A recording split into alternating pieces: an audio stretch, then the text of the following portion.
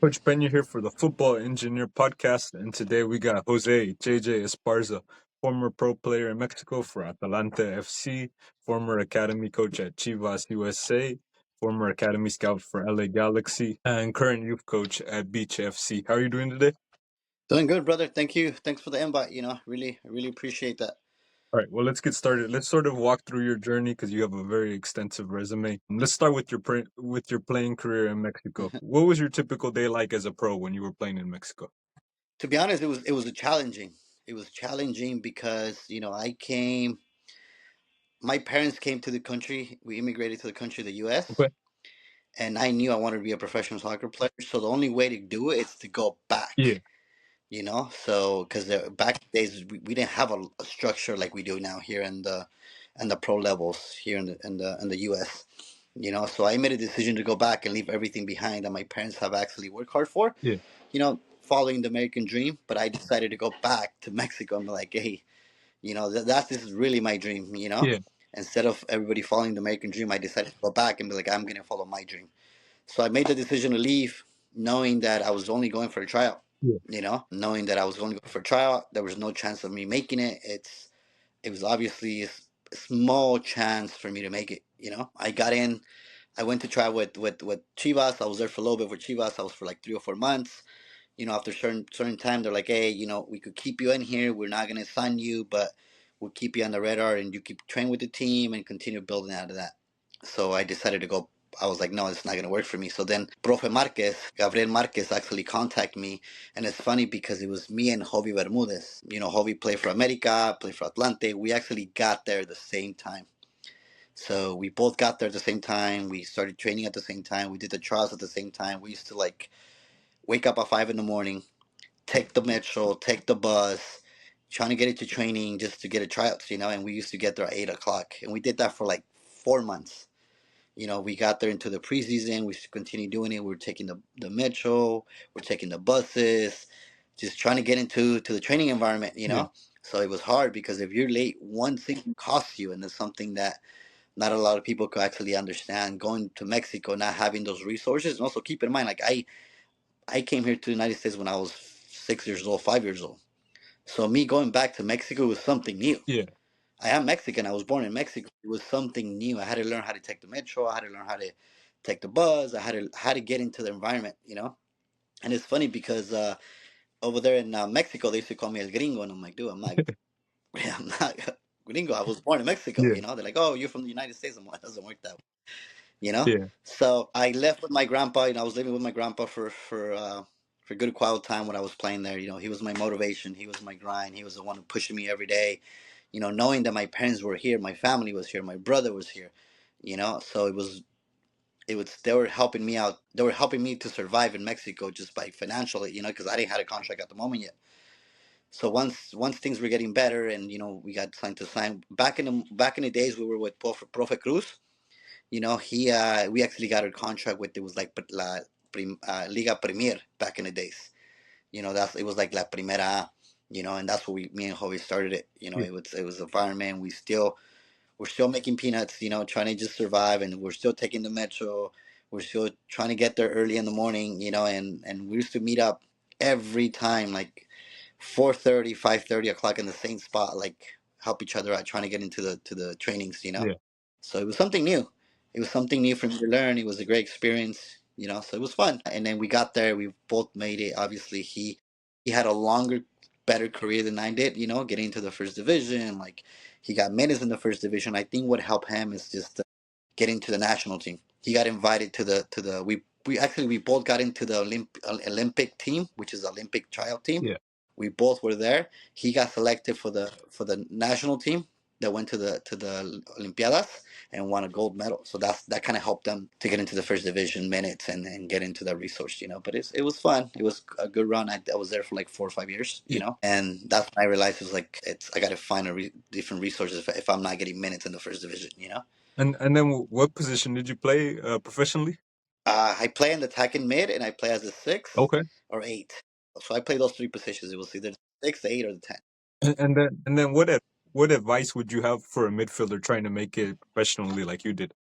You know what? Especially for me, I'm only 5'5". Okay. It was hard. It was difficult because the contact, everyone was bigger than me. Profe Cruz actually taught me and Hobby like scan your area, shake your shoulders. There's no reason for you to go to contact. Like you have to get rid of the ball before anybody. You have to be faster.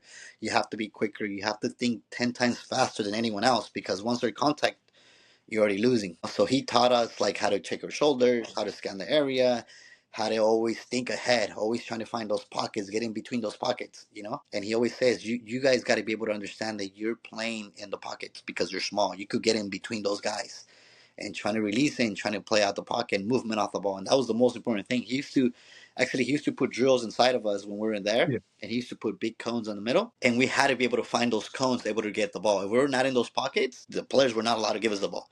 So he was teaching us how to get movement off the ball and find those pockets, you know. And I use that with my training sessions now.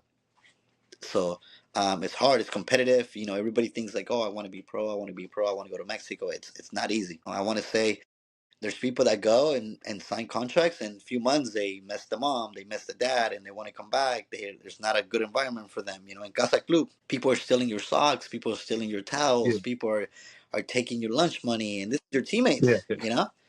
And then, if a young American kid made the move abroad to Mexico or somewhere else, what would you think would be the biggest struggle for them? Now it's I think getting to the Okay. environment, you know, getting to the lifestyle over there. Yeah. It's not easy. You know, you have mama and dad that is buying you shoes every other month. You know, you go to the store and you buy everything. You know, everything's like Uber. You could ride. Everything's up there. Everything's like a different environment there. You Yeah. know, and I think that's what the struggle. Here's the communication a lot closer with your friends. You have every device.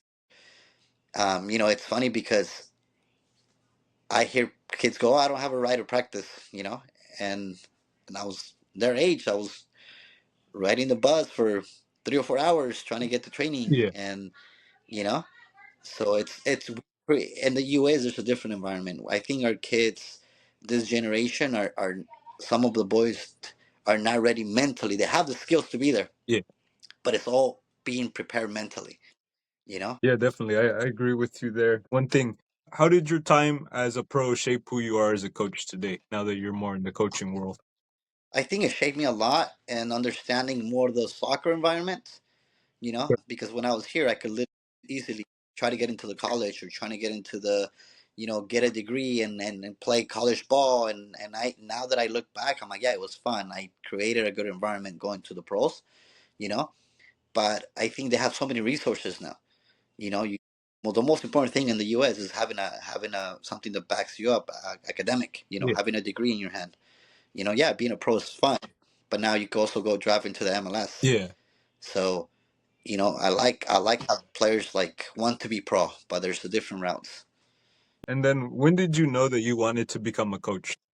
To be honest, once in Mexico, I was in Mexico playing, and I met Dennis the class, and then you know I knew he was at Chivas USA. Okay. My profe Marquez was like, "Hey, I know Dennis," you know, Yeah. and he was like, he's there at Chivas USA. What do you want to do? There's back home, and I was like, done deal, let's go. You Yeah. know, I came back to the country. You know, I came back to the country. I was like, hey, I was in the U.S. I had professional experience. I was like, hey, it's easy. I'm gonna get in, you know. But then I figured things out. They're like, hey, they have so many international players. They had Palencia, Yeah. Ramon Ramirez, Claudio Suarez, Panchito Mendoza. All those big names were taking the international spot. So I came in taking an international spot. So there was no reason for me like a chance to play here, Yeah. you know, because all the big names were taking all the international spots. So now I met Dennis, and Dennis asked me like, "Hey, you know, like there's opportunities for you to get into the coaching." And then that's where Sasha he introduced me to Sasha Vandamos. You know, Sasha Vandamos, and a great guy, became my soccer mentor. He taught me everything I know about soccer. You know, he's actually my soccer mentor now. A great guy, has a great soccer foundation now that he's building out. You know, he has a soccer program with schools academics. Great guy. He was at Chivas. He was our director at Chivas. He was coaching the U18s. He actually brought me into his wings and said, "Hey, this is what coaching's all about." And once I met Sasha and he introduced me to coaching, I just fell in love with it. You know, I think I landed in the perfect hands, and knowing the guys that were from Holland, and the environment, the culture, and the way he was bringing the training sessions to live at trainings, and the way he actually set up his sessions, and I just say this is where I want to be. This is who I want to be. This is what my future is. I fell in love, and I said this is what I want to do. And then, as you mentioned, there you were with Chivas USA for a good bit of time as a coach, and then also with LA Galaxy as a scout. What are some things that you think the MLS Pro academies have been doing right in terms of training, scouting, just looking at it holistically overall? I think they're doing the right thing by just having adding the academic side of soccer. Okay. You know, because like you have Galaxy that has the academics now. They have the kids instead of having the kids for 2 hours, you have the kids for a longer period of time, and that's where other part of the country are doing. They sleep there, they eat, they have breakfast, they go to the gym, and you start creating that professional environment. Instead of just going to training for 2 hours or just go for 2 hours, come back and go home and go back and you become like I call that for me I call it a part timer. Yeah. Once you have a part time job you're gonna be okay with it. But once you have a full time, you're more committed. Yeah. You Yeah. know, and I think that's what makes a difference.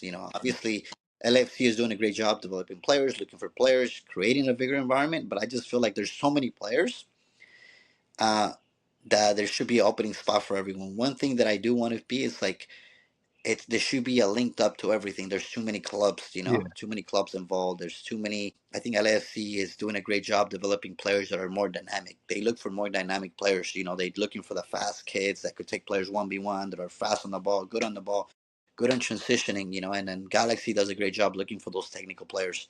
They like kids that are more smooth on the ball. They could connect one passes. They could actually scan their area and break those lines by keeping the ball. Two different style of plays, but like I said, both are doing the right thing. They're creating opportunities for these young kids, and I think that's the most important thing. I always tell my players, you never know who's watching because they might be some guy might be in the bush just looking for players. That's Yeah. what I used to do. And you mentioned your time there as a scout. For you, what separated a good player from a possible future pro coming through an academy like that? It's hard to tell at a young Yeah. age. You could tell some guys have the ability and they have the skills to be a professional. You know, but once they're getting to like 15, 16, 17, then you realize, okay, this guy has a pro mentality. you know, because I seen it all. I seen kids that are super talented. I'm talking about like they got everything to be a professional player, but just they don't have the right mentality. They don't have the mindset to be committed to something. And I think that's what it's. I think that's what we lack of. You have to understand if you want to commit to something, you have to let go of the girlfriend. You have to let go of the friend. You have to let go of certain things. And those people that really loved you, they're gonna understand like, hey, you're doing this for something special.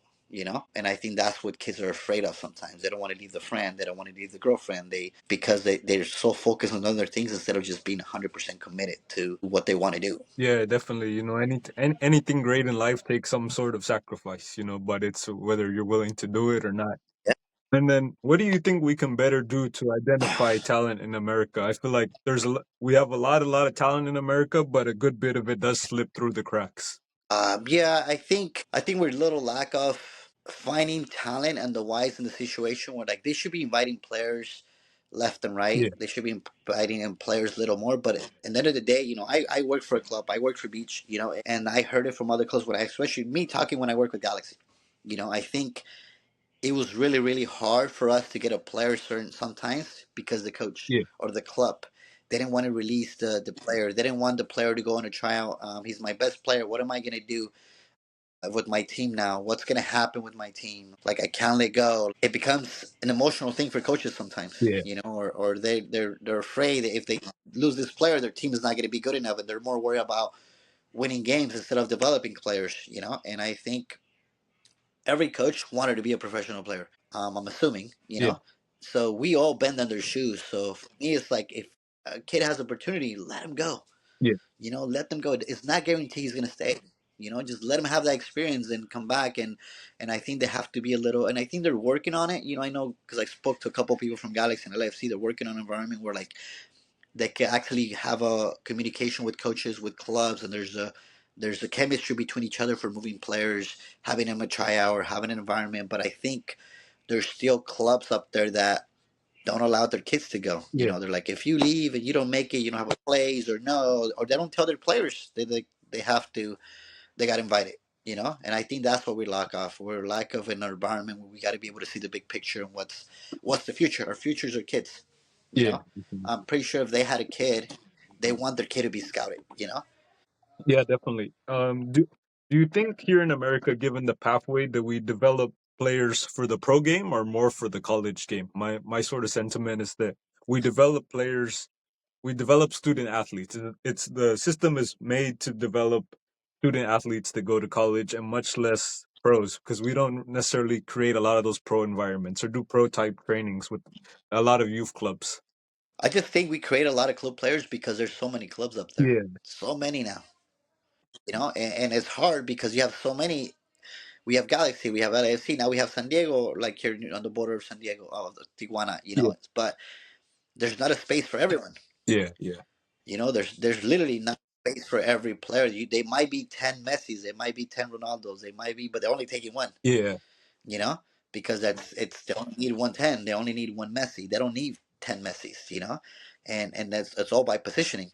And I think is that's what we're focusing on like promising things like, hey, I hear a lot of things going now. They're like, hey, come out to my camp. I have opportunities for you to take you to Mexico and do this and do that. And I get it. It's great. Parents, coaches are selling great products, but to being realistic, FIFA is holding a lot of the product because now you have to be 18 to sign in, and you have to be yeah, able to be 17 and a half to go sign a professional contract. Now they're not releasing players like they used to be. Before it's like you're 15, 14, 15, you could leave. You know, now it's like you're 16, 17, and now you might have a scholarship to go UCLA, but America wants you, Chivas wants yeah, you. What do you do? Do you go the pro way? Do you go the academic way? And that's something that I think we're lack of now is that because we're so focused on the environment. But I think academic is the right way to go now because if you're good enough, you're gonna end up in the MLS draft. yeah, But you have something that a degree to back you up. Uh, and I seen it with players leave to Mexico and they come back and they're like, oh, what do we do now? Now they don't have a degree. They're looking for a job. They come back when they're 23, 24. I've seen so many players like that. They just go and play for a couple of years and they don't have nothing to come back for. yeah. And I think that's the different environment. And then, like I said, staying in the college game, you worked in the college game. You also won a national championship with Cerritos. But what part of their game are they missing, or mentally even?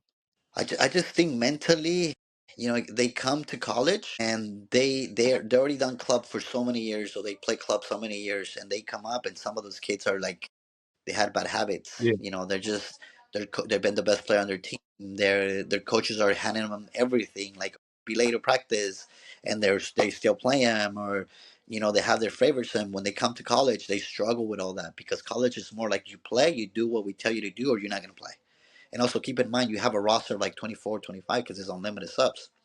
So I heard a lot of the times where like you as a freshman, you don't get to play your first year. You don't. You're so you're lucky if you get to play your second year as in college. So in community college is a little bit different because there's you only have 2 years. yeah, So either you have 2 years to show your talent and to get scouted to a D1, D2, and if you don't, then what do? You're done. you know. yeah, So I just think players have to come in with the right mentality of knowing you have 2 years left. They also understand they're 18, 19, 20. They're starting to hang out, like they're partying. They're hanging out with the girls, and like they have a girlfriend, they have a car. And this is why a lot of the college coaches they do Sunday training at 7 o'clock in the morning. yeah. You know, just to keep him focused and keep him engaged. Of like, you're gonna party at Saturday night, you're gonna have training at 7 in the morning. You know, And then, how would you describe your coaching style? I have a soccer philosophy, coaching style. I like keeping the ball. I like breaking those lines. I'm making sure my players don't force the ball. I was a big fan of the 3-5-2. Okay. But you have to have a smart center Yeah, back. I like keeping the ball. I like breaking those lines. I like keeping possession. I like resetting the point of attack. I love attacking the wide areas. I love stretching teams out, making sure my double sixes are always having the ball, making sure I allow my 10 to be a little more free. You know, I want the ball to always flee through my 6 or my 10. When we attack, I always attack with the wing. with the right back, left back, making sure they attack wide and making sure that we create numbers and we have numbers going and attack. So it depends. Depending on the formation you're playing, also, like right now I'm changing it to a 4-4-2 in a diamond. I changed to a 4-3-3. I vary depending on the style of who we playing. I change formation depending on the team we're gonna play. Yeah. But I like keeping it, like breaking those lines. I like my boys to come into those pockets and making sure we're switching the point of attack. We're not forcing the ball, and when we attack with big numbers. So you would say that the formation changes, but the principle still. It's still the same Yeah. principles. It's just the formation, because now if you play with two with the diamond in the middle, you don't have wingers, you have two Yeah. forwards. So now who becomes the who defends the outside outlets? Yeah. Who's Yeah. so my double eights. There's two eights in the middle. Yeah. Those guys have to come in and make sure to track back and defend, or I obviously want my right back to defend really high, and all my backline shifts over. We always leave the weaker side open. So the instructions, it takes a lot of time and dedication of what we're trying to build. But the same structure when we have the ball. What changes is this when you're defending. And for me, it's like I understand when we don't have the ball, that's when people have to work extra hard depending on the formation you're building, because there's times where I tell my players, like, hey, when we attack with this formation. When we defend with this formation. So we teach them different type of formation and depending on the tags or the defensive shape. Yeah, I think that's one thing that's really lacking in the youth game. That's really elevating at the college level and the pro level, where you see, like you said, defending in one formation, attacking in one formation. And I think in the youth game we kind of lose that a lot, where most coaches are just like throwing them out there and say a 4-4-2 or whatever, and you just get that formation. And a lot of coaches don't even touch on the defensive side of things, I would say. They don't. They don't. I seen it where they don't. Like, I watched game when I was scouting, and I see teams like they couldn't win the ball, they couldn't keep the ball, they keep losing it back and forth in transition, and the coaches don't make any adjustments. Yeah. Instead of doing that, oh, this kid's not working hard, I'm gonna sub someone else. But it's not. Sometimes it's not the players, it's the formation that we're playing. You Yeah. know.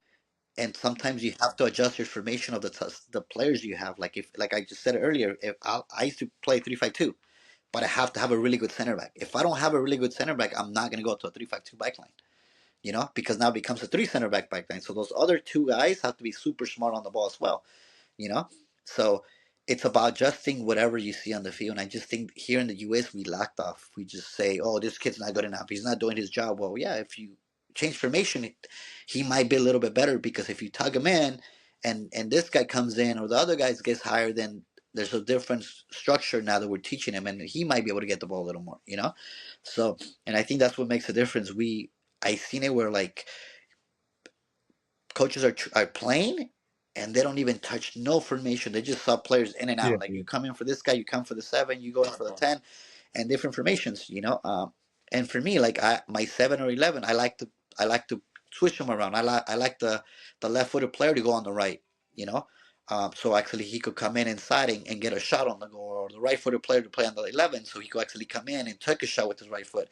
So I teach them both sides, so there's variety. When we change formations, they know specific what we're looking for. Um, I like bringing my 10, my 9 once in a while and play as a 10, because that will teach him how to receive the ball and play towards the back of playing the back towards the goal. He's receiving the goal facing back, so he needs to be able to learn how to turn, how to receive the ball, how to lay it off. It's all those little technicals that makes a big difference when you're playing different positions. But in the U.S., I've seen it where, like, they just get stuck in one formation, and they, coaches just say this kid's not good enough. He doesn't understand it. Well, if he doesn't understand it, have you worked on it on Yeah. training? Do you play? Do you focus on the formation, or you just do trainings to do trainings? And then, what does your typical training session look like to make this all a reality? So, we get their training. The boys do their dynamic stretching. They have their elastic bands. They do for at least 5, 10, 15 minutes. Okay. They do dynamic stretching with elastic bands. They do the warm up. We train Tuesday, Wednesday, and Thursday. Tuesday, we actually, if we played on Saturday, I raised the level a little higher on Tuesday, because they had a couple of days of rest. They have Saturday, they have Monday, so there's 2 days of resting. So I picked the intensity more of, like, a lot of high intensity runs, like a 5v2, or going towards goal, and have a more possession game, or a 5v5, 7v7, end up with a bigger game on Tuesday, Okay. because they have a lot of days off. you know. Yeah. And then on Wednesday I work more, a little more of the shape, the organization, how we're gonna play, what formation we're gonna play, and then we discuss who are we playing. Obviously now that we have the video, so we always said, hey, this team that we played them last time, they came with this formation. We got to be careful with this guy, and we kind of do a walkthrough what we want to be able to do, and work on a little more of the back line, or work on the defensive shape, or build how we can attack a little more, or work on crosses. But the part of defending, I always do every day. The part of defending, I optimize it every time, and I keep doing it every day, because no one wants to defend. Every kid Yeah. just wants the ball on their feet. And I think that's what the problem is defensively. Defensively is the bigger problem for a lot of players. And then on Thursday we work more on the final third. Tight space, having a lot of shots on the final third, having more shots on goal, be more on the final third, and then work a little bit of crossing, a little bit of finishing, and then a little more of the set pieces, and we break it down, and we kind of finish with a game on those type. Yeah. And then you mentioned to me that you're a big fan of, more of a structured positional play type of style. How do you avoid players becoming robotic within more of a structured environment? Like training, I do a lot of possession, and I put different cones around the possession. So every time a player connects a pass, they have to go around the cone. Okay. So you connect the pass, and you have to go around the cone and come back and find the space. And you teaching them how to break those lines, how to possess, and how to open up the space and build out of that. Yeah. So it's a lot of movement, a lot of possession. I teach them how to do a lot of rotation between my eights instead of staying too static. We do a lot of walkthrough of like teaching them how to. We're no defenders. We play. I want players to move, how we want the ball to go wide, but we do a lot of possession of teaching them how to get movement off the ball, like going around cones and making sure the player cannot get the ball back until he goes around a cone. Yeah. That teaches them to open up, cut back, and look into the space. Yeah, that makes sense. And then let's kind of dive into the U.S. soccer pathway and stuff. Do you think the U.S. soccer pyramid is really clear or confusing to somebody like, say, a parent who's just getting their kids into the game? To be honest, it's super confusing for Yeah. everybody. You have certain levels, that MLS Next, which is we all know Galaxy LSC are the top. They're the top. Yeah. And then now they build MLS2, they build EA1, EA2, then you have ECNL, and then you have RL, and then you have ECNL merged with MPL and USA Club, and Yeah. it's so many competition levels, and everybody says, oh, I'm playing ECNL, I'm playing MLS Next, and this is what I want to do. And parents, to be realistic, I always say it, it's a play to play system here in the US. I could try out for ECRL team. And then if I don't like it, I could be like, hey, this team for MLS Next is in the middle of the bracket. They're not doing so well. My kid's gonna make the team, Yeah. and I'm gonna move my team over there. And now I'm playing easier now, Yeah. you know. But I always say this: there's players that transition from one level to another, and parents are sold of the pathway, But I really don't think there's a pathway yet, because we're all competing Yeah. for the pathway. I don't think USA Soccer says this is the level it is. This is what the structure is. MLS Next is doing their own pathway. You Yeah. know, ECNL do their own pathway, and they all feel like this is the right structure. This is the right structure. There's no right or wrong answer. I just think everybody here in America plays to play, and they want a ECNL badge, so they say, you know what, I play MLS Next. But to be realistic, you go to Surf Cup, you go to the big tournament like the American Cup now, and you have ECNL playing against MLS Next. You have teams playing against ECNL, EAT1, MLS Next, and they're competing against each other. Yeah. You know, they're actually RL teams that are beating MLS Next teams, or tied to MLS teams, and they're competing against each other. So I just think everything's the same level. Everything's the same. It's just a name. It's just a name, and I think that's what's throwing people off. That's what's throwing parents off. You Yeah. know, there's kids that play a certain level, and parents be like, "Oh, I'm gonna go try out MLS Next over there." Oh, my kid made MLS. Yeah, but your kid's not playing. He's sitting on the bench. He's another number. There's another structure. He's another number that we all know coaches need to have a certain amount of numbers, Yeah. and sometimes parents are okay with that, just having his kid there. And I think that's the biggest problem. I think we have to put every kid at the right environment, and that's the way they're gonna develop. Yeah. Do you think the badge matters more than the daily environment that a kid is in? Like, if you really want to move up to the college level, do you think, are coaches looking more at the MLS Next or ENCL or things like that? Or is it more important to just be in a good environment every day in training? If you want to be at the top D1 school, obviously they're always going to look at MLS next. Always, Yeah, no matter what. They're going to look at Galaxy, they're going to look at LFC. Those are their top first priority. Even D2 schools now, they're looking at the environment. Me working at Cerritos College, we had a lot of players from Galaxy. We had a lot of players from LAFC that were on the professional environment, yeah, right? For so many years, they end up playing at Cerritos College. Why? No questions asked. They just, they want to play for us, come to the environment, perfect, yeah. But I just feel like the environment, the potential playing there, it's always at the higher level. What I recommend my players, I coach 2010s RLs. We got a chance to play the ECNL showcase in Arizona. I always tell my players, like, look at being RL, it gives you good stands out, like go to college camps, that's the most important thing. You got to be able to expose yourself, have a highlight video, make sure you're emailing coaches and letting them know, like, you have to put in the work. You can't just say, you know what, I'm going to play MLS next, but you don't communicate to coaches. You don't have a highlight video. You're not contacting college coaches. You're not looking for recruitings. Yeah, there's some coaches that might come to your game, but as a player, if you don't send that information to college coaches, then you're putting your name in front of their computer, Yeah. you know? And now there's a better chance for those coaches to come and see you play. It doesn't mean because you're playing MLS Next, they're gonna come to see you play. So it's the way you sell yourself up there, the way you promote yourself. And I tell parents, you got to invest on this. It's part of it. If you want to play college ball, this is what it has to be. You have to be able to promote yourself. And then right now in the youth space, we're very much in like a team hopping culture where parents move their kids very often between teams. Why do you think parents move their kids so often?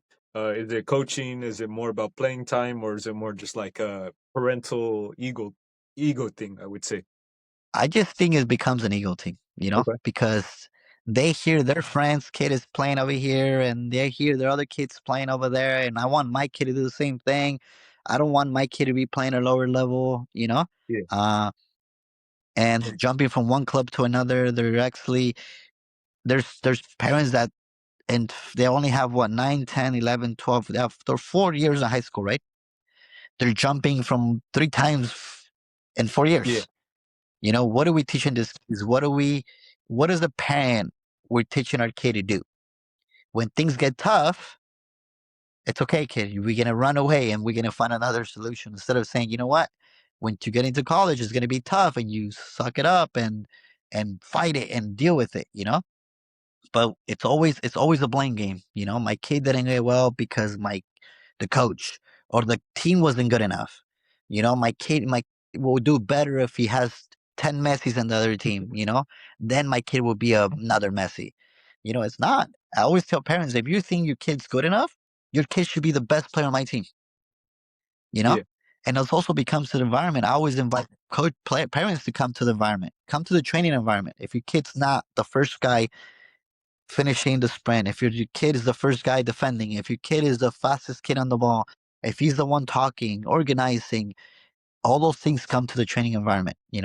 And that's the way you expose your kids, and it becomes they're jumping from one team to another. And parents think that everybody wants, I have a kid. I want the best for my kid. I want the best. He's my kid. I want him. I want the best, you know? But also as a parent, do we have the knowledge? We have the experience to say this is not a good environment for my kid. This coach is not good enough for my kid. That's the thing that we have to ask as a parent. Am I making the right decision? There's there's clubs, there's environment. I always tell when they want to leave, I say, look, go ahead, leave. If you want to leave and you think that's a perfect fit for your kid, go for it. Because it's what you want at the end of the day. And they're looking for playing time. Yeah, they want the kid to play, but if his kid's not playing, then they're looking for somewhere else right away. Yeah. You know, and then I think it becomes a ball game. It's I always tell there's coaches that call me like, hey JJ, I'm starting to become a coach. What do you recommend? And I always say you always have to train your boys, you have to teach them, but you also have to educate your parents. If you don't educate your parents, then it's also a bigger problem, you know? And I think that's what's creating a bigger problem. Like everybody thinks they have the right answer, they know the best, and sometimes we don't. As parents, we're gonna make mistakes. I make mistakes with my kids sometimes, and I don't make the best decision for my kids sometimes, you know. But I think I let my kid make decisions for him and be like, hey, try this, try that. I never force my kid to do something he doesn't want to do. I'm like, sure, you want to be here, good. You don't want to be here, perfect. But if you want to be here, then you're gonna commit to it. You Yeah. know, and like I get it. It's a different culture, different environment. Everybody thinks differently. But it becomes a problem when when they're jumping from one team to another 2 3 times a year. You're changing teams because your development, you need to be structured, you need to able to develop, you have to have a discipline, you have to be able to have 3 or 4 years to develop. And then let's educate some parents here, JJ. Let's kind of just go back and forth here. What should parents actually look for in a club or in a coach? You know what, I want to say I'm just going to speak for Okay. myself. I've been blessed for coaches of parents reach out to me like, hey coach, I want my kid to play for you, I want to be able to have him in your environment, and I always tell parents, come out and try out. You know, if it is the perfect environment for you, then I want you to stay. Yeah. Don't stay if you feel this is not what you're looking for. I was sending emails today about uh, kids that we got in the trial, and that's exactly what it says in my email. I kind of introduce myself. I tell them what team that am I coaching, and I say no commitments. Come out to a training session, look at the environment, look at my training, and this is something you actually want for your kid. You're more than happy to talk to me after training and figure out how we could have your kid play for me.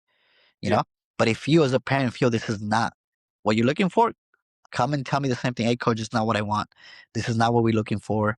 And I'm gonna shake your hand and be like, good luck in the future. Hope you find the team that you're looking for. But I think honesty comes a long way. Because you have parents leaving from one way to another. You have coaches that recruit players and say, no, we're gonna be a fly one, we're gonna be an MPL, and then reality when they're signing and they're like, oh, they're fly two. Yeah. You know, so it creates a different habits. It creates a different environment.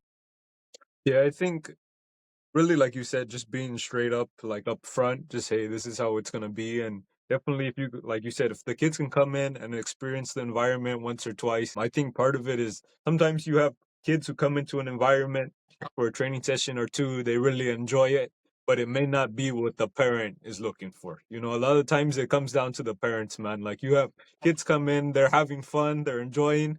You can see them sometimes in even 2 3 sessions, man, you can see them, it's the wheels start turning, man, and they start picking it up, and you're like, okay, this is Yep. gonna be good, and then the parents are like, well, I don't like this or that, or parents, I think, unfortunately, in the digital age where we're all on Instagram and stuff, see sessions from all sorts of different people. Some even just the private trainers or whatever, and they're like, hey, your session doesn't look like this or like that. And unfortunately there's so much to absorb information wise, but how do we sort of, it's hard for a parent to tell what's good, what's not, because there's just so much information out there. Yeah. So I think that, There's so much information. There's different style of play. There's different coaches that do different things. Not everybody's the same. I just think every club should have a structure, and there's no structure sometimes. yeah, You have you have top teams. Everybody's playing different way. Everybody's playing different formation. There's not a structure from the top to the bottom, and I think parents make a big decision. Like, oh, it's not what I want. I want, or what do you play? What clubs, what teams are you playing? Are we going to travel? Are we going to do this? Are we going to do that? And I think that's part of the play system. You pay to play, yeah, and they're entitled to say this is what I want because I'm paying for my kid to play. Where you have other sides of the country and they're just consistently playing at the one level, and there's competition, there's regulation between teams, and they have a structure, and you're competing, and and it's funny because I a couple years ago I took a team to Copa Chivas, you know, yeah, and we went to the environment. Every parent at Copa Chivas, instead of just talking to his kid, pass the ball, don't dribble, do this. They were singing the whole day. Yeah. Every game, they were singing, cheering their kid, singing and singing and singing. And then we have our parents on the side, go, don't pass it, dribble, go. And I'm like, it's just creates a difference. The parents are up there enjoying the game just as much as the kids. And sucks because here in America, parents are also coaches. They want to be coached, they want to be in the sideline, they want to be able to speak up, they want to be able to say, "Oh, we need this, we need that, we need a defender, we need a forward, we need this." And in reality, do they have coaching experience? Do they have playing experience? And it's funny because I tell some of my colleagues that I know, my parents, they play to play, and that's what they want, the best for the kids, and I get it. But when it comes to soccer, when it comes to sport, let the guy that knows, let the guy do his job. Yeah. And I think one of the best things you can do in terms of like parent education is maybe one day out of the season you bring the parents in. I know it sucks to cancel practice, but you bring the parents in and you have the parents do the session instead of the kids. So that they can actually experience the environment, so they can see what it's like to be in the environment. Or you bring them in and you tell them, hey, can you run the session today? Just, hey, come, this is what we do every day. If you're at training often, you see it, come in and experience it so that you know what it's actually like to be on the field. Because a lot of people Yeah, don't of know course. what it's like to coach kids, man. Especially if you get It's down, not. especially like if you get down into the younger ages. Like the last team I had was 2015s, 2016s. A lot of parents don't know what it's, and I had coached them together. So I had like 27, 28 little 9, 10 year olds. Most parents don't know what it's like to, Running around. yeah, most parents don't know what it's like to be, some of them struggle to deal with their kids at home, man, and now you got to deal with 28 of them. So, Yeah. but it's just things like I that. had a. It's funny you say that because I had a conversation with Eduardo Fontenes. Okay. Eduardo Fontenes was he was assistant coach for the national Yeah. team. He coached at Puebla. He coached at Chivas. He's well known. He was assistant coach for Chelis. He's one of my soccer mentors as well. He actually asked me a question. He was like, you know what I see in America, Jose, in the U.S. He goes, I went to a couple trainings just to see the teams, and parents are driving in, and open the door for the kids. Go, see ya, Yeah. and they take off and they're go to training, Yeah. and he goes, they don't stay and watch them. Or they don't. They don't know if his kid's doing well. They expect us to give them feedback or why your kid's not playing. I always recommend players just come. I mean, parents come and see your kid at training. Yeah. See what he's doing. Come and sit there and watch him do what he's doing, and you're gonna let me know why he's sitting in that bench. Yeah. You know, because you're not there. Parents are not there. You just drive. Boom. See you later. Go with your coach. I'm out. And this is you go to the training sessions. There's hardly any parents on the sideline watching this. Yeah. They don't know what's going on in training. They don't understand. And this is funny because then you have a coach's parents on the sideline telling their kids what to do when they're never in our sessions. They have no idea what we're teaching these kids, but they're actually coaching on the sideline. Yeah. Yeah. And it's one of those things too, where unfortunately a lot of you sportsmen is just like babysitting. They pay to drop their kid off, Yeah. especially with the younger ones, so that they can drop them off for an hour or two and just have some peace and quiet, man. But another question for you: It's Go ahead, go ahead. no, it's like I said, it's part of the culture here in the US. We started a culture that is never gonna break, you know? Yeah, And it sucks. As us coaches, we want to be able to see a better environment, but that's already created an environment in the US. You don't see that in other part of the countries and other part of, so we're in that environment and we have to be able to deal with it. And I always tell coaches like you got to be able to deal with it, you got to be able to understand it, you got to be able to explain it, and most important thing, be okay with it at a certain level, you know? And that's it. and then how would you fix or change youth development in America? I think the way I will change things, and I tell this to parents a lot, it's a lot of people a lot of the parents, a lot of they're actually believe on the private sessions. They believe on I'm going to do a private session. I'm going to go work with this guy. Don't get me wrong. There's good and bad things about training sessions with Yeah, privates. Without saying any names, you have private coaches that have midfield, defender, they have a goalkeeper, and they have a right mid and five players. yeah, And they're doing shooting drills for everyone. you know? Yeah. And for my opinion, it's like, what is your kid defender doing this? Have they teaching him how to backpedal when the ball comes in there, how to header the ball, how to open up her hips, how to switch the point of attack, how to understanding his positioning, how to backpedal when the ball's playing back to him. So it's all different things, and I think that structure has to change. You know, I'm a big believer of like let the kids play, let the kids have enjoy the game once in a while. Like go to do futsal, go to do indoor, and just let the kids 5v5. Yeah. No rules. Freaking, I tell this to my boys. Freaking kill each Yeah. other. Yeah. You know, 5v5. Winner stays on, losers you're out. Yeah. You know, and just compete. Just compete. Let them have fun. And there's a lot of competition. Let the kids be kids for once. Let them compete. Let them freaking come out and kill each other at the 5v5.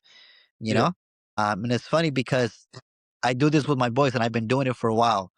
So, and it's funny because they did that Nike competitive thing. You know how they did the Nike competitive indoor inside the Yeah. Yeah. cage? How they put the back, they started with putting the ball behind both of the players, Yeah. right?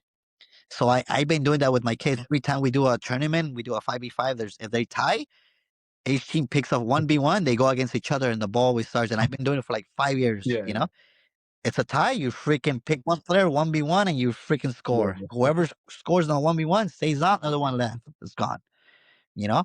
So, and I create an environment, and I always do like, I give them like gift cards, I give them like a Starbucks card, or like in and out, like I give them stuff in those little tournament environment because I want them to come in and like kill each other, Yeah. and like freaking come and grind and just no rules, freaking go against each other. Obviously, we're being cautious and careful, make sure there's no injuries. You don't like tackle anybody, you don't punch anybody, Yeah.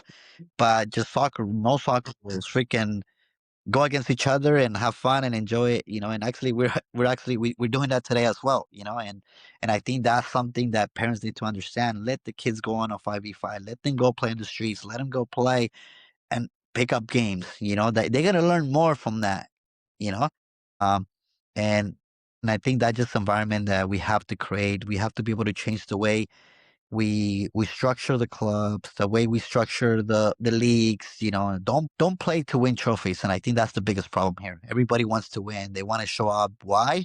Because we have Instagram, we have this. Yeah. Everybody wants to have that picture holding something in their hands. And that I got 20 likes today. Yes. Yeah. How many passes your kid make? Yeah. Two. So it's and everything's, to be honest, everything's moved by parents. Every parent has their kids' Instagram. They have their this, they have their that. They're taking pictures of their kids. They're taking pictures of that. Everything's run differently now. It's instead of saying, like there's so much video cameras now. Yeah.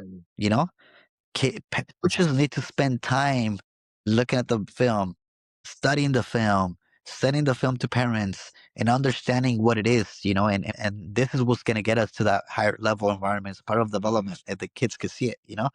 But it's hard because you're only training twice a week. If you do that, I get it. If you train twice a week and you do one day on film, they're only training one day, and parents are like, "Wow, we're only training one day and we're doing this." Yes, we totally get it, but it's part of the process, Yeah. Because if you send the film to parents and be like, "Hey, have your kid watch it," the kid's gonna watch for 10 minutes, you know, and he's not gonna look what we're looking. He's not gonna see his mistakes. He's not. He's only gonna say, "Oh, I did a bicycle kick. I took three guys. I cooked one guy." So I think that environment's already there, and it's creating the habit where like parents are looking more for the highlights, you know Yeah. my kid's picture, my kid's trophy, instead of looking what the reality of soccer is. And I think it's definitely an ego thing, but I think part of it is we just look at what we're doing here in the States. We don't look globally. We don't see what they're doing in South America, what they're doing in Europe, what they're doing in Africa, and parts of Asia and Japan. Some of these countries, man. If you look at where some of our best teams are, still years behind where they are in Europe. Definitely the top clubs, but even some of the middle clubs or lower clubs, man. Like we're years behind, but we think, okay, yeah, we won the state cup or we won this tournament or that tournament, but where are we in terms of the world? We're behind in a lot of places, and it's just the ego part of it that says, okay, we look good on Instagram today, but does your kid really want to go pro or really want to go to a good level? Then the standard has to go up always. You can't get complacent with your trophy on Instagram. It is. It's other part of the country, other part of the world are doing something different than we are. And I think we're growing. I'm not gonna lie, we're growing. We Yeah, gotten so much better. yeah, We gotten so much better. The MLS league has gotten better. And you have the MLS team, the Mexico leagues coming in, and we're actually competing. I actually enjoy watching the MLS teams now. They're competing. They're playing the structure. There's a better structure, but I just feel on the U level we're still behind. We're just not there. Like you have players coming to the training environment just like not focused, not coming in and freaking have the hungry to say, I'm gonna freaking be the best player at training yeah, today. yeah, Or you have you have parents email him, oh, my kid got hit today by this kid. yeah, You should have him be careful. I'm like, freaking it's yeah, training. It's gonna be contact. There's gonna be fouls. There's gonna be a push. There's gonna be a kick. It's gonna happen. And I always tell my players, when you come to my training environment, you wear shingers if you don't want to get yeah, hit because expect to get hit. That's the type of environment you got to come in every day. Like you expect to get hit. It's training. You're competing. And I tell my kids, you're here to compete. Outside this field, you're friends. You guys hug each other. Go ahead and have a coffee with him. Go have a hamburger with him. But inside this field, you're freaking enemies yeah, because you're competing against each other. You're competing for minutes, and that's what's gonna set the tone. And I think that's what we lack of. Some of the coaches lack of just the training environment. We don't create a training environment where like we're coming in and hungry for having our kids compete against each other. Well, no, because we're teammates. We don't do that. Hell yeah, we do. yeah, We compete no matter what, and we earn the minutes. I always tell my boys, "Are you gonna give this kid your minutes?" And he's like, "No, okay, then we'll freaking show him you earn this minutes." I keep always like 19, 20 players on my roster. I always have one or two guys set out yeah, in my rosters because it creates a better environment. It gives kids the power to say, I'm going to compete because I don't want to be left out. I'm not going to be rostered this weekend. And I think it's tough. It's tough as a parent to understand that, yeah. I think knowing that your kid is a training. Go ahead. Go ahead. So I think parents don't understand that. And then it's hard for them to know, like, well, my kids play for your team. I pay.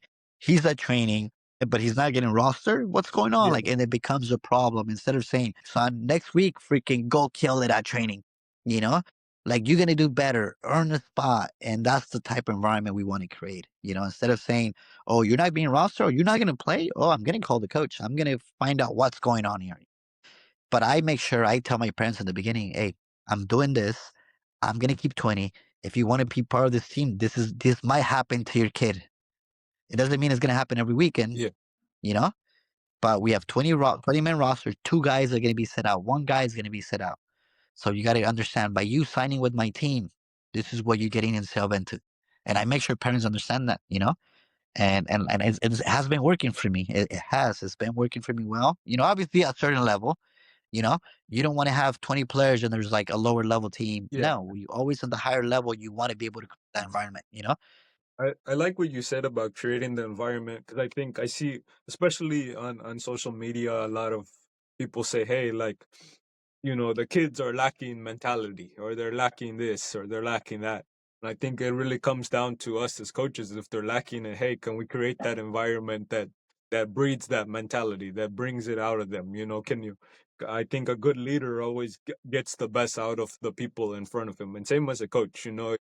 Figuring out, hey, how do I get that dog out of them? How do I get that fire going and competition and things like that?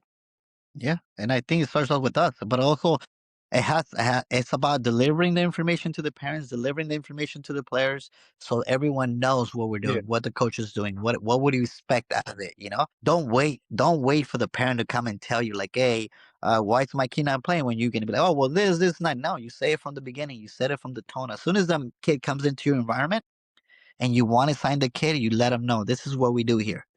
Is this going to be a good fit for you? Perfect. If not, move on. We'll wish you the best. We'll find the guy that's going to pick is going to be a perfect fit for our environment. yeah, definitely. And I think sometimes it sucks to say, but some coaches they fill up the rosters because they have to fill up the rosters. Yeah, And they don't care what type of player it is. Like, come on, I need 3, I need 4. Obviously at certain levels you could do that. There's certain levels you can. You got to be able to get the best to play the best. So there's coaches that like I always tell some of my friends, I'm like, they post like videos of their games, and I'm like, how about you post a training session of what you did yeah, last week? you know.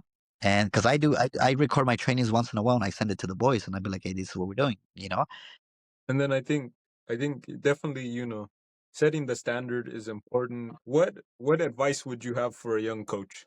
For a young coach, I always tell coaches, and I always tell coaches that come on, they're young and they're learning and they're trying to get into the environment. Don't get caught up or saying, "Oh, I want to coach at ECNL. I want to be a coach of Flight One. I want to coach the top teams now because I want to be there." I always tell them, you're still developing, just the same way players are developing. You have to develop.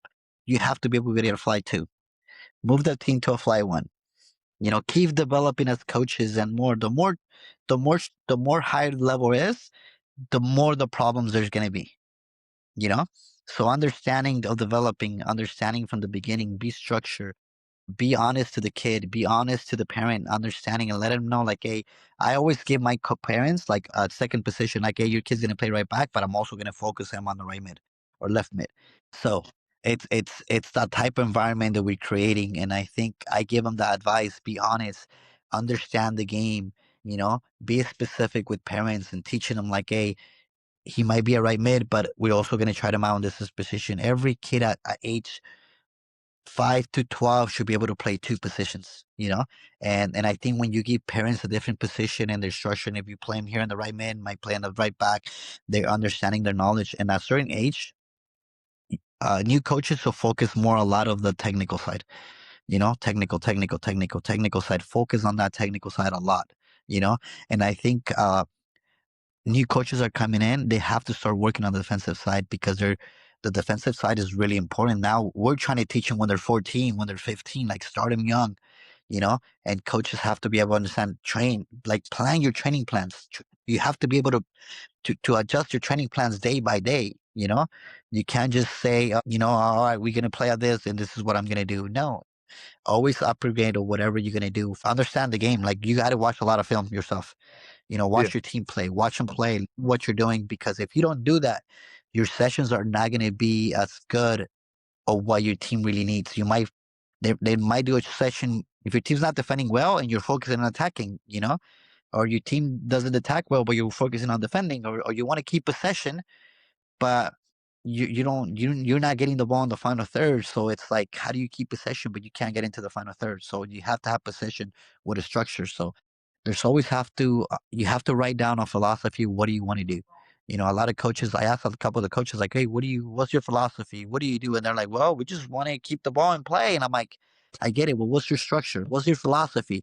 Write it down on paper and build based off that and start doing your sessions on base of what your philosophy is to teach these kids, And I think I always tell young coaches, like, hey, you have to recruit. You have to recruit. Don't spec for tryouts.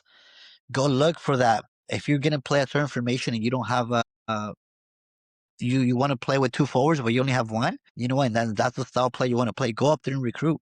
Go look for that second forward that's going to come in and help you with that style of soccer you want to play, you know, and just get recognized. I always tell coaches, like, I when I started coaching, I used to watch the first team of Galaxy train. I used to watch Chivas train. I used to just go watch the environment, just sit there and watch and learn. If he yeah, was behind a tree, I was gonna sit there behind a tree and just look and take notes and figure out what they're doing, and and there's always space to grow. You know, coaches need to understand, no matter what level you're playing, you're always gonna learn from everyone. You're gonna learn from everyone. You be surprised. You might even learn from a fly three coach of something that he says that you don't say, and might say, you know what, that's he says something really that I could use that in my training session, and you're gonna be able to learn.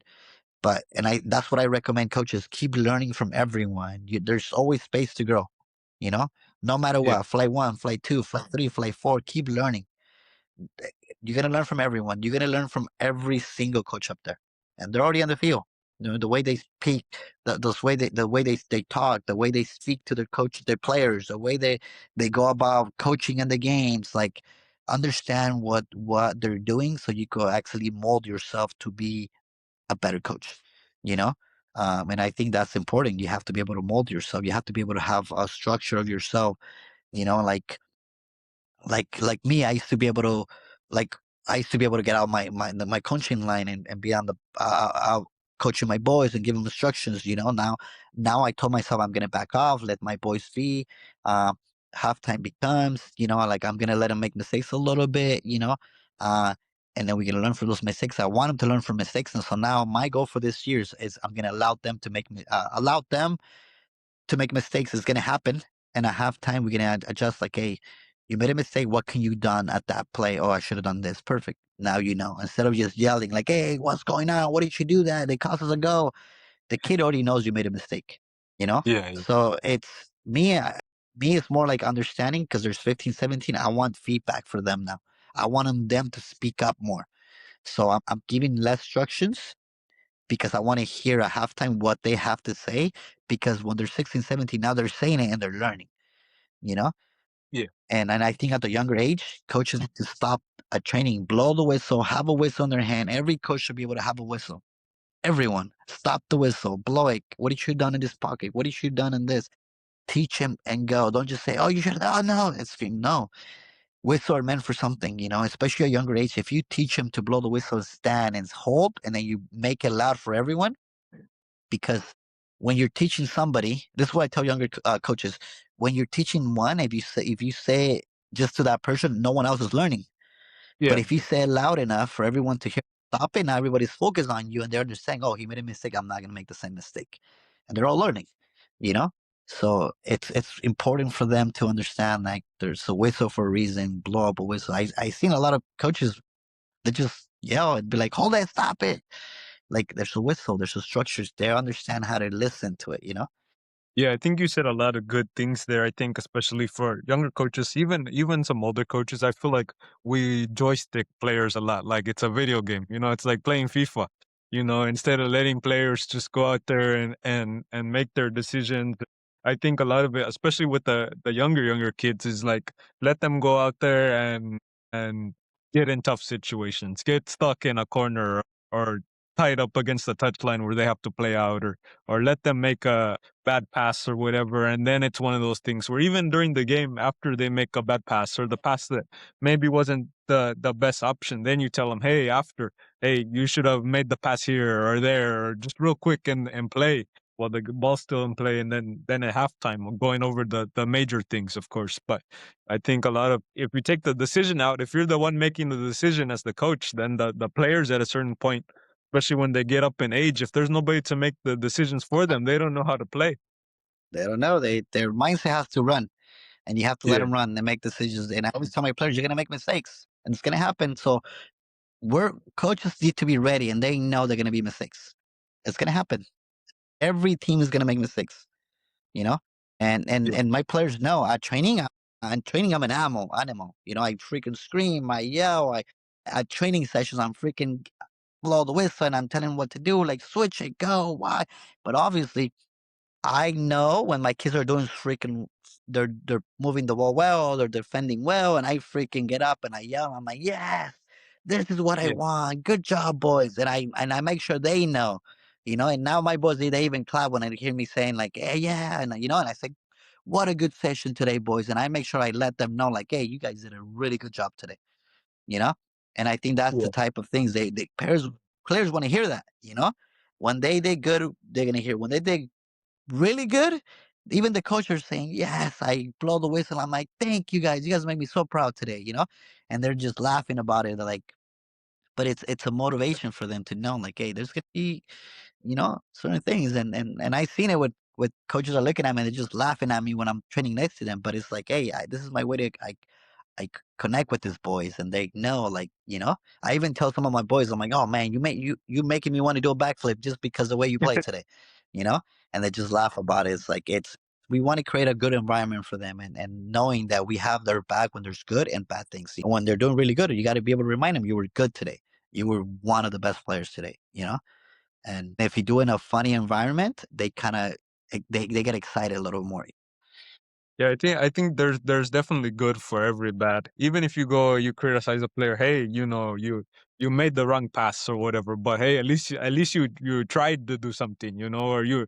Like a So much of it is just building a good rapport with the players, building that trust, and then that yeah. that allows them to have that mentality as well, to really, I feel like when we really trust somebody, a coach or somebody, then we go extra for them. Then we run through the walls. We're willing to go out there and die on that field for them and for our teammates and stuff like that as well. Yeah, I agree. No, I totally agree with you. It just we got it's a culture, and I think a lot of the coaches don't create a culture inside their training environment.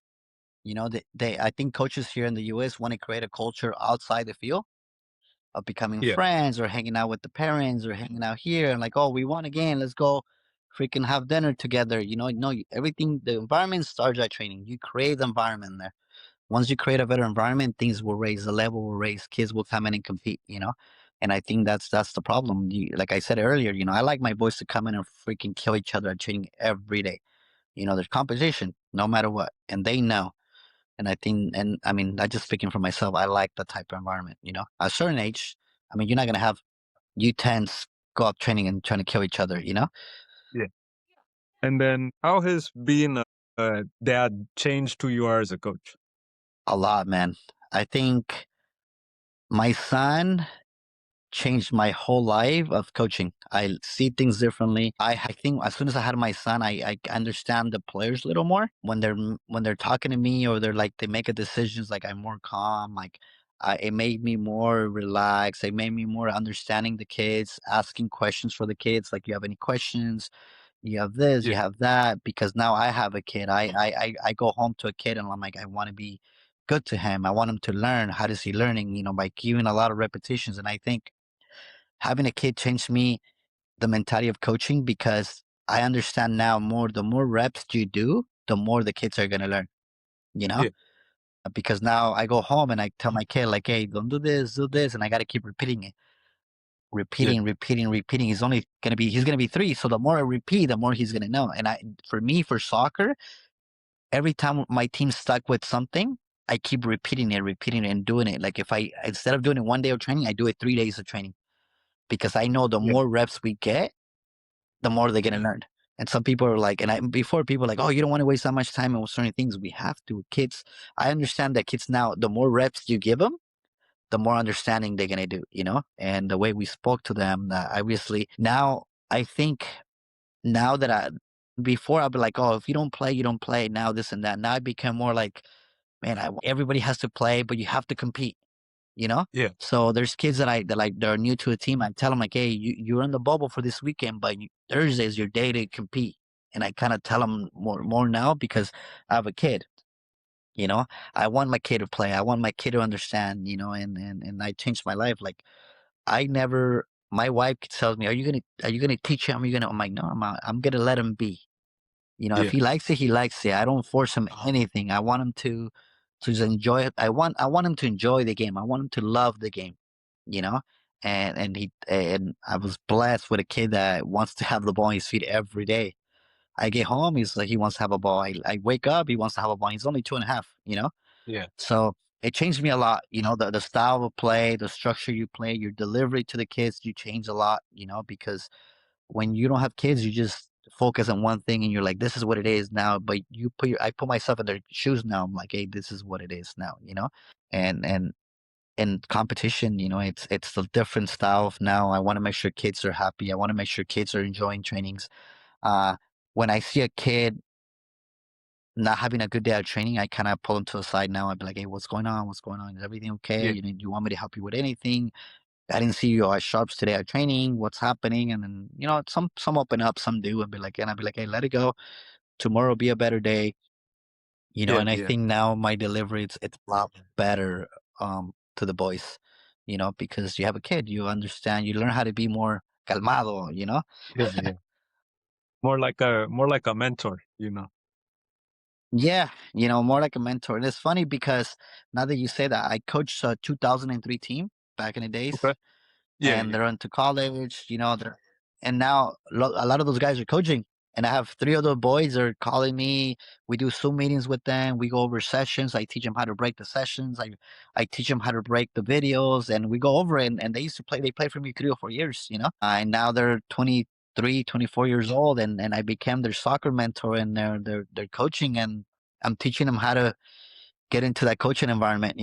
So it's nice. yeah, It's I built a really good group, and I think I have done a great job because that all 3 team Uh, Before COVID hit, we were undefeated. We are gonna go to ECNL playoffs undefeated, and COVID hit, and we lost the playoffs. So Yeah. we still continue hanging out. We have Christmas parties. We hang out. We go have dinners. We have food. They come out on my kids' birthdays. It's become a good environment. I think everything started in the way we created the environment with the team when they were playing, and now they're adults and hang out after they finish club soccer. And Yeah. I think that's we created an environment outside soccer, teaching them the right way. And it's nice to see them coaching and getting into the environment. Yeah, yeah. Not only, just created a good team, but created, that family environment and a legacy, and Yeah. kind of building off of that. What do you want your legacy to be when it's all said and done? Myself, Yeah. you know what? Before I was all about like I coached a higher level for so many years. I was a Galaxy, I was a Chivas, I got college experience. Now I'm like my legacy is when I want to be able to see my kid play. It makes me so excited to know he's actually fall in love with the sport I fall in love with. Yeah. So now we have that connection and environment, and I want my legacy to continue growing and build out of that. And obviously, he's gonna build his own legacy. He's gonna build his own pathway. But I want my structure, my knowledge to these coaches that I'm teaching and I'm being their mentors to understand like, hey, I learned this from this coach. I learned this from this coach of 5 years ago, 10 years ago. And I want my legacy just to be like how we structure the soccer, how I got these boys into college, I got these kids into a professional environment. Like it's good to know, it's good to feel like, hey, my coach helped me to get into a professional. My coach helped me to get into a D2 school. There's without saying any names, but there's articles of players that were in a environment, and I helped them into get into college. And Yeah. nobody believed on them. Nobody did. And I kind of helped out. I communicated to certain coaches, be like, hey, give him a chance. I make sure this kid is going to hey, he's going to do well. And then now, last year, this kid that nobody believed on, he had the talent to play D1. I called the coach and be like, coach, give him a chance. I put my name behind this kid. And he goes, well, Jose, Yeah. he has a bad reputation. I'm like, I promise you. I talked to him. He's going to be the best player you got. And yeah, towards that, he ended up finishes his career at Cal State LA. The coach was like, Jose, you turned this kid around. He was the best player on my team. He's like, and the kid still comes around, you know? He Yeah. has his degree. He's like, coach, thank you so much, coach. You got me in the right direction. And that's just, for me, that's better than winning a championship. It's better than winning a trophy. Those type of things where we know that we're putting the kids in the right direction where they need to be. It's a better environment. And I want my legacy to know like, hey, my coach got me into this. Coach gave me Yeah. opportunity. Instead of saying, oh, coach, I won 20 tournaments with you. Yeah. That's just the legacy I wanted people to for me. Because that's what I want for kids. I want to be able to open up their environment and create them into a better environment, make something out of their life, go to college or become a pro, or get a degree, and knowing that, hey, coach helped me to get here. Because trophies, another day, we all have trophies. We all have 1,000 trophies laying down in our garage. We forget Yeah. about them. We end in a few days, years, we kind of throw them away, and we're like, oh, there's new ones coming in. They're replacements. Yeah. But this kids that are becoming men, and we open opportunities for them, and they're becoming doctors, they're becoming nurses, they're becoming uh, lawyers, and then that's what's more environment. That's the creation of like, man, that makes me proud. And then you've experienced a lot in life, man. And we're touching here in the life realm. What life advice would you have for people? You know, I think the lifestyle, it's to never give up, man. You Okay. cannot not give up, no matter how tight the environment is. I became an environment where like, and I tell this to my wife. I tell this to my wife every day. My dad was never around taking me to training, not because he didn't want to. It's because he worked from 5 in the morning all the way to like 7 o'clock, 8 o'clock at night, every Yeah. day, Monday to Saturday. You know, but that didn't stop me from going a different direction or getting to bad habits or getting into anything. You have a goal, stay focused, stay organized. There's a pathway to go, and just trust the pathway. Trust it. Trust is gonna be there. There's gonna be times where you feel like you hit the rock bottom. No, you get up and keep walking, and you keep grinding, and never give up. My my uh my environment wasn't great. My I grew up like I had to ride my bike to training. I had no way to Yeah, be. I had to ride my bike for like 20, 30 minutes. And then plus I had to train. Then I had to go back home on my bike. yeah, And there's people that make there's no excuse. Guy, don't find excuse. Trying to find a way around. Like if I can't go to training, can I go kick the ball for 20 minutes? Can I go train for 20 minutes? Get the extra. If you really want it, make the extra out of it, and just stay focused, be organized. Most important thing that I recommend the players, trust your coach. Trust them, because if you trust him, he's gonna help you get the best out of you. You know? yeah, yeah. I think it's one of those things just in life, man. If you can find like a mentor or find somebody to help you, find some sort of inspiration, and really just put your trust in that, put trust in your path, and really just like you said, don't give up and keep going, man. When things get tough, you got to keep going, just keep pushing until you get there. Right. I got some quick fire questions so we can get to know you a little bit better. What's your favorite genre of music? My favorite music. Yeah, so I like rock en español. I'm a big time like I grew up hearing Bone Thugs and Harmony. Um, I like Spanish, like Aragon, Maná, rock en español. Yeah, yeah. It's a R&B, hip hop.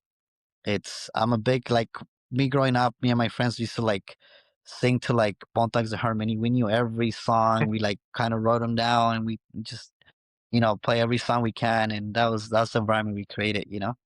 And then who would be your favorite artist? I know you touched there on Bun Thugs and Harmony, but who would be your favorite artist? I think my favorite artist is obviously Bone Thugs and Harmony. Bone Thugs. I like Aragon. I like Yeah. Mana. I like different variety, man. My playlist, my wife makes fun of me because she always says, your playlist is like back in the 80s. I'm like, it's just the music I grew up listening to, and I kind of keep the environment. It's like, it's what it helps me to remind me where I came from, what I was doing as a child. Yeah. And for me, that's really important. Like, I love my childhood, and I wouldn't change it for anything. And I think listening to those music, it kind of brings me back of joy when I was a kid. Yeah, definitely. And then who's your favorite player of all time? I want to look at Ronaldinho was my favorite player growing up. Ronaldinho Yeah. was like everything to me. I had his shoes. I wanted to be like him. I did the little, everyone knows. But I think I'm also like a big fan of Messi. Messi is just the go. Messi is just another phenomenal. But me growing up, Yeah. Ronaldinho was my guy. If I had to choose between Messi and Ronaldinho, I have to go with Ronaldinho because it's his. I grew up watching him play, and he was my idol. And I wanted every shoe that he had and jersey. And it's funny because me growing up, I didn't have a jersey with him, and I was like, and me and my friends used to like put their names and write their names on the back of the jersey and just like pretend we were them. And then who is your favorite coach of all time? My favorite coach of all time is Pepe. Okay. And then what's your favorite jersey of all time? My favorite jersey of all times, I want to say I have a Chivas jersey uh Okay. that is like back at 1998. I have that jersey, and I also have my jersey when I used to play. I have one when my Atlante that I have there. You know, that's obviously I have it saved up, but that's something that I want to give to my son when he grows up and be like, hey, here, this is for you. Yeah. And then who do you think is going to win the World Cup? Obviously, I'm a big dreamer. I'm a big Mexican fan. I want Mexico to win, but realistic, knowing this World Cup is really crazy. The teams are in there. It's a ball game, man. It's crazy. I think this is going to be the craziest World Cup ever. You know, Yeah, it's going to but be I interesting. think Germany has a big chance. It is. I really So think it's going to be a lower team yeah. making a big impact. Yeah, I think there's so many teams in there now that it's like, some of the teams that have players that maybe play in the lower leagues, or maybe that don't play as many games as say Europe, where if you make the Champions League final, you've played like 60 some games in a year. At coming off the end of the Exactly. season, if you get a team that it has fresh players. You may win it. You never know. It's like 7, 8 games to the final Yeah, now, 2 or 3 more than last time. So you never know. I think a fresh team could take it. You never know. yeah. I'm looking at the standings earlier, and I'm like a couple days ago, and I'm like, what's going on here? What's up with these brackets? I'm like, but we're excited. We're excited to have the World Cup, and so me and my wife actually got tickets for the World Cup, so we're super excited for that. And then who's the greatest player of all time from Mexico? For Mexico, I want to say Rafa. Rafa. Rafa Marquez is it's just done it all. Play at the higher level, being consistent at the higher level. Not coming back to the Mexico and being a coach and wants to change the environment in the Mexican environment for the academias. It's to be honest, no one has done that. And I think he became a great player. He's an all-time great player. I admire him. It's not easy to do what he did. A lot of Yeah. people say, "Oh, Cuauhtemoc, this." No, it's. I just really think of what he done. Not, I don't think there's. I don't want to say never, but I think it's going to be hard for someone to do what Rafa Marquez did.